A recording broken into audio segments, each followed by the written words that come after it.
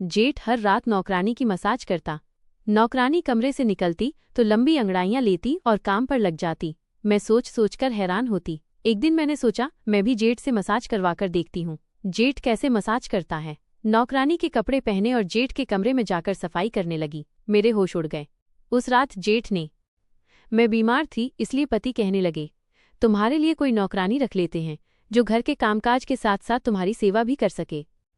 मैं ससुराल में इंदौर में अकेली रहती थी। सास ससुर जिंदा नहीं थे, सिर्फ एक जेठ विकास था जो कॉलेज चला जाता था, जबकि मेरा पति रतन अपने ऑफिस चला जाता था। ऐसे में घर में मेरे सिवाय कोई नहीं होता था। इसलिए मैंने अपने पति की बात मान ली और उनसे कहा, आप ही कोई अच्छी नौकरानी की तलाश करके ले आइए। मैं तो आसपास के लोगों को इतना जानती नहीं। वैसे भी मैं अपने घर से कभी बाहर ज्यादा निकलती नहीं थी। भगवान का दिया सब कुछ था। मैं तो हर वक्त बिस्तर पर ही लेटी रहती थी, क्योंकि पति और जेठ खुद ही नाश्ता कर लेते थे और अपने अपने बर्तन धोकर चले जाते थे और फिर रात के खाने पर ही आते थे। मेरा जो भी खाने को दिल करता था वो मैं बाहर से ऑर्डर कर लेती थी। ऐसे में घर के काम नहीं होते थे, मगर मेरे पति को मेरी बहुत फिक्र रहती थी। वो बार बार कॉल करके मेरे बारे में पूछते रहते थे।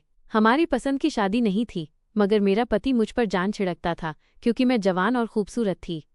मेरा पति मेरी खूबसूरती और अदाएं देखकर मेरा दीवाना था और वो चाहता था कि मेरे पैर जमीन पर भी न उतरे। अब तो वैसे भी मैं इसके बच्चे की मां बनने वाली थी। मैंने अपने पति को ये खुशखबरी बहुत जल्द सुना दी, इसलिए वो मुझसे और भी ज्यादा खुश था। ऐसे में वो मेरे खूब नखरे उठा रहा था, इसलिए मेरे पति ने अगले दिन ही नौकरानी को रख लिया। नौकरानी का नाम विनीता था। वो हमारे घर आई तो मैं उसे देखकर हैरान रह गई, क्योंकि वो बहुत ही खूबसूरत लड़की थी। नौकरानी बनने के काबिल न थी। मैं सोच रही थी कि उसे नौकरानी बनने की क्या जरूरत है। यही बात मैंने उससे पूछी तो वो बात को टालमटोल कर गई और फौरन कहने लगी, मालकिन आप मुझे पैसे कितने देंगी। आते ही नौकरानी ने अपने पैसों के बारे में पूछ लिया और फिर मुझे अंदाजा हो गया कि उसे पैसे चाहिए थे, इसलिए वो नौकरानी बनने पर मजबूर हो गई। शाम को जब मेरा पति ऑफिस से वापस आया तो मैंने कहा, आपने तो मुझे बड़ी ही सुंदर नौकरानी लाकर दी है, कहीं इसे देखकर आप मुझे भूल न जाना।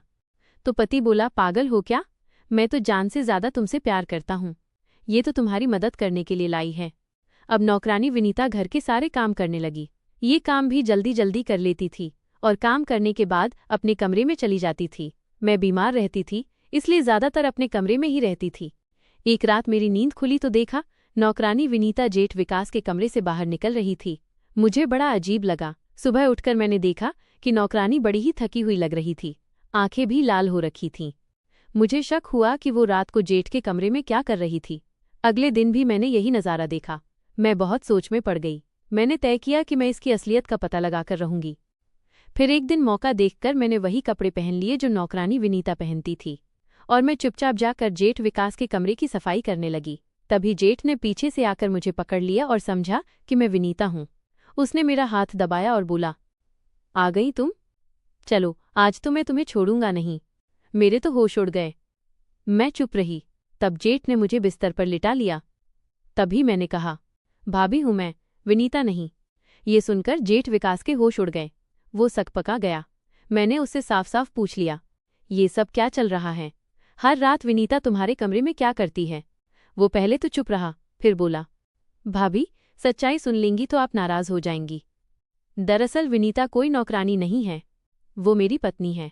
हम दोनों ने छुपकर शादी की थी, मगर हालात ऐसे थे कि हम घरवालों को नहीं बता पाए। विनीता मुझसे इतनी मोहब्बत करती है कि अपने घर से भाग आई। पहले मैंने इसे एक फ्लैट में रखा था, मगर ये चाहती थी कि मेरे पास रहे रात दिन, इसलिए हमने ये नौकरानी वाला नाटक रचा और ये घर में रहने लगी। ये सुनकर मैं दंग रह गई। मुझे गुस्सा भी आया कि मेरे साथ धोखा हुआ, मगर जेठ की आंखों में सच्चाई देखकर मुझे यकीन हो गया कि वो सच कह रहा है। जब मेरे पति रतन को ये सब पता चला तो उसने कहा, मेरे भाई ने गलती की, लेकिन उसने कोई गुनाह नहीं किया। ये लड़की इसकी पत्नी है, इसका अधिकार है इसके साथ रहना। फिर अगले ही दिन मेरे पति ने सब रिश्तेदारों को बुलाया और ऐलान कर दिया कि मैंने अपने भाई विकास की शादी कर दी है और ये हमारी नई बहू विनीता है। सब खुश हो गए, मगर मैं अंदर ही अंदर परेशान थी। अब घर में मुझे दूसरी नौकरानी रखनी पड़ेगी और ऊपर से मेरी नई जेठानी मुझसे भी ज्यादा सुंदर और कामकाज में होशियार निकली। घर में उसका पलड़ा भारी पड़ने लगा।